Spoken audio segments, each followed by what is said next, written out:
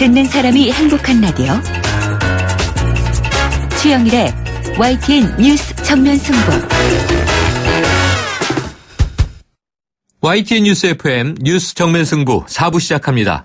오늘 하루 동안 스포츠계에는 어떤 일들이 있었을까요? 스포츠 정면 승부 중앙일보 박린 기자와 함께합니다. 안녕하세요. 네, 안녕하세요.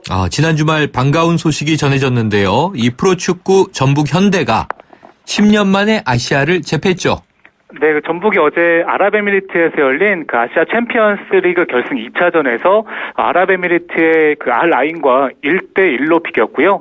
1, 2차전 합계 3대2로 2006년에 이어서 그 10년 만에 아시아 정상에 올랐습니다. 네. 전북의 최강희 감독은 최초로 그 아시아 챔피언스 리그 2차례 우승을 이끈 그 감독이 됐습니다. 네, 자 지난주에 잠깐 설명해 주셨는데 명예도 얻었지만 돈도 거머쥔 거군요. 네, 그 전북이 우승 상금 35억 원을 받았고요. 그 덤으로 아시아 챔피언 자격으로 다음 달 일본에서 그 대륙별 그 프로축구 챔피언이 최강을 가리는 클럽 월드컵에 출전하는데요. 1라운드에서 지더라도 11억 6천만 원을 받아서 지금까지 최소 53억 원을 확보하면서 돈방석에 앉았습니다. 네, 자 그런데 또 이어서 나온 소식이 이 전북이 레알 마드리드를 상대할 수도 있다. 이건 무슨 얘기입니까?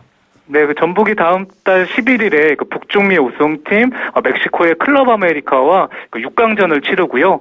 여기서 승리할 경우에는 그 15일에 크리스티아노 호날두 소속팀이죠. 유럽 챔피언 스페인의 레알 마드리드와 4강전을 갖습니다. 전북의 최철순 선수는 끝판왕 호날두를 막아보겠다고 당찬 출사표를 밝혔습니다. 아하, 이게 또 글로벌로 나가는 거군요. 자, 네. 그러다 보니까요, 이 브라질 축구 스타 이 네이마르 선수 소식이 있었는데, 이 교통사고를 당했다는 깜짝 놀랄 소식인데, 당일에 축구 경기에 출전했다. 이거 어떻게 된 겁니까? 네, 그 스페인 바르셀로나 공격수 네이마르 선수가 그 어제 스포츠카 그 페라리 458 스파이더를 몰고 가다가 운전 부주의로 가드레일을 들이받았는데요. 차량 범퍼가 찌그러졌지만 그 네이마르 선수는 다치지 않았고요. 사고 당일에 그 레알 소시에다드와의 그 원정 경기에 풀타임을 소화했고 어시스트까지 올렸습니다. 이게 보통은 뒷목을 잡게 돼 있는 건데, 그럼 네이마르 선수가 이렇게 사고에도 멀쩡한 건 이 슈퍼카 덕분인가요? 네, 그 이탈리아 2인승 스포츠카 그 페라리 458 스파이더의 가격이 무려 3억 5천만 원에 달하고요. 최고 속도는 시속 320km인데 비싼 만큼 그 튼튼한 슈퍼카 덕분에 네이마르 선수가 다치지 않고 경기에 나설 수 있었습니다. 뭐 아무나 탈 수는 없는 차니까요. 그림의 떡이고요. 자, 이 왕년의 골프 황제 타이거 우즈 선수 16개월 만에 복귀전을 앞두고 있다고요?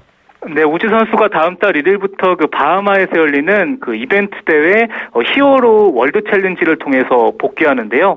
우즈 선수는 메이저 대회를 14차례나 제패했지만 지난해 8월 이후에 그 대회에 참가하지 않고요. 두 차례 허리 수술을 받으면서 그 세계 랭킹이 879위까지 떨어졌습니다. 그동안 두 차례 복귀를 타진했는데 부담감 탓에 취소했고요. 이번이 세 번째 복귀 시도입니다. 네, 한번 지켜보기로 하죠. 오늘 소식 고맙습니다. 네, 감사합니다. 지금까지 중앙일보의 박린 기자였습니다. 지금 여러분께서 듣고 계신 프로그램은 뉴스 정면 승부입니다. FM 94.5MHz YTN 뉴스 FM.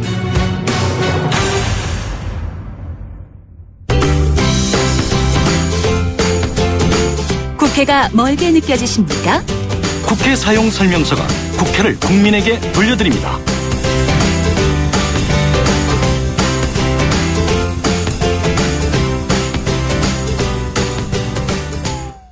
네, 매주 월요일에 전해드리고 있는 국회 사용 설명서 24번째 시간인데요. 자, 앞서서 계속 이야기가 나왔듯이 이번 한 주는 헌정 역사의 관점에서 볼 때도 아주 중요한 시간이 될 것으로 보입니다. 이번 주 금요일이 2일이죠. 내년도 예산안 처리 기한이면서 야당이 예고한 탄핵안 국회 표결 시한인데요. 자, 오늘 국회 사용 설명서 시간에는 탄핵 발의부터 헌재 심판까지 1년의 과정을 한번 정리해 보겠습니다.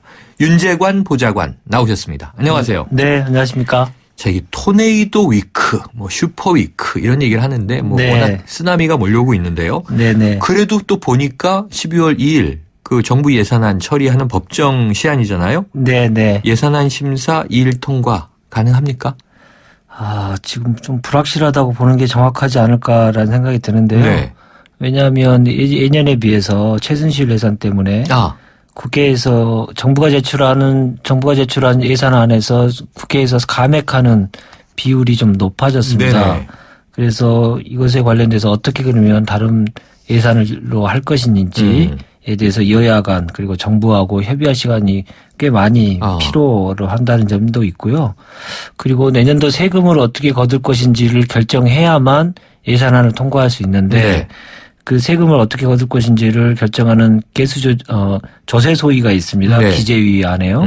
거기가 아직 진행 중이기 때문에 이 일 통과를 위해서는 넘어야 될 산이 아직 많은 상태입니다. 이게 또 시한 늦춰지면은 어쨌든 법적 문제가 되니까요. 네. 또 국민이나 언론 시끌시끌 할 텐데.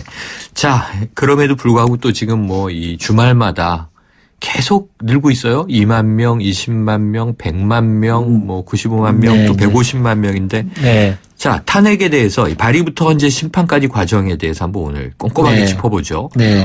우선 대통령 탄핵 발의와 통과의 요건 어떻게 이해하면 될까요? 네, 이번 게이트 사건이 기여한 바가 저는 크게 두 가지가 있다고 생각하는데. 기여한 바가? 예. 많은 분께서 우스갯소리로도 말씀하십니다마는 그 어렵다는 국민 대통합을 완벽하게 이뤘다는 거하고. 완벽하지 않아요. 4%가 아직 남아 있습니다. 네. 그 학자들만의 전유물이 했던 헌법을 국민 상식으로 대중화시킨 점이 아닌가라는 네네. 생각이 듭니다.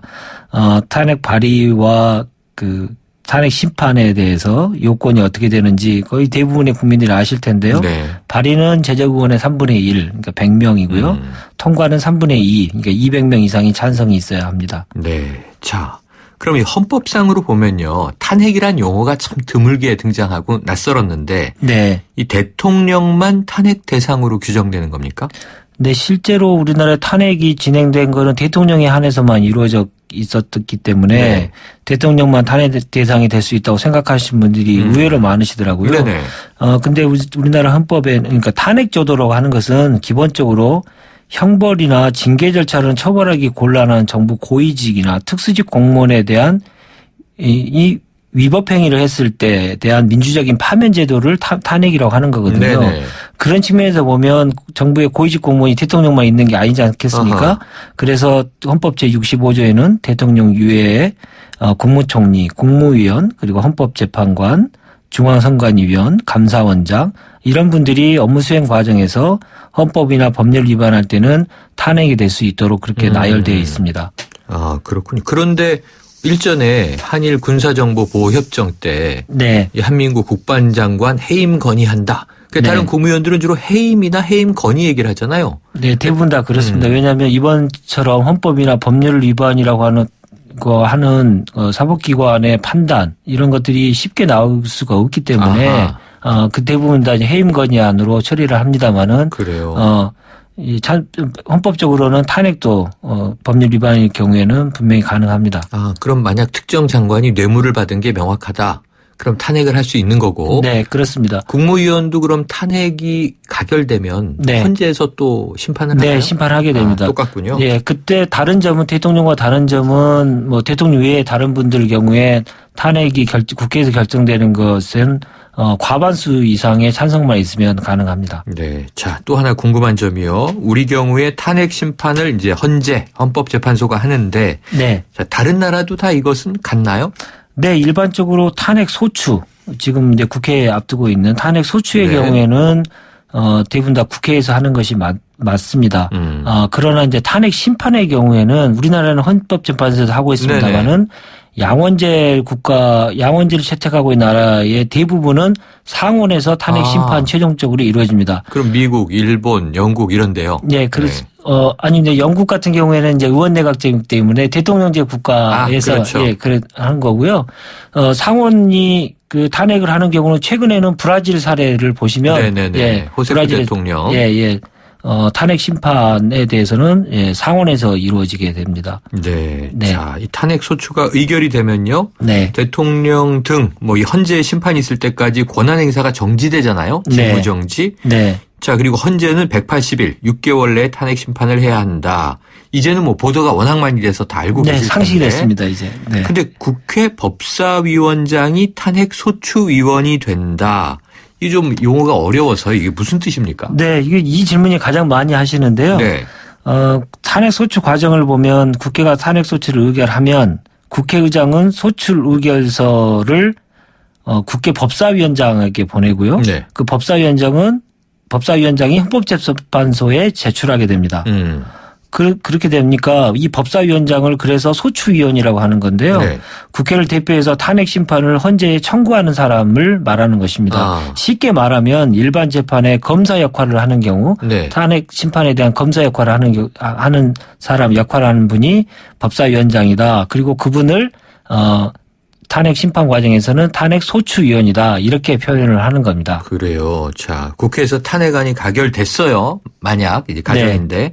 자, 헌재 심판이 최종 나오기까지 뭐 최장 6개월 걸립니다. 네. 그러면 직무 정지돼 있을 때 대통령은 청와대에 있는 거예요? 나와서 생활해요? 아니면 또 그 기간 동안에 월급은 나옵니까? 안 나옵니까? 네.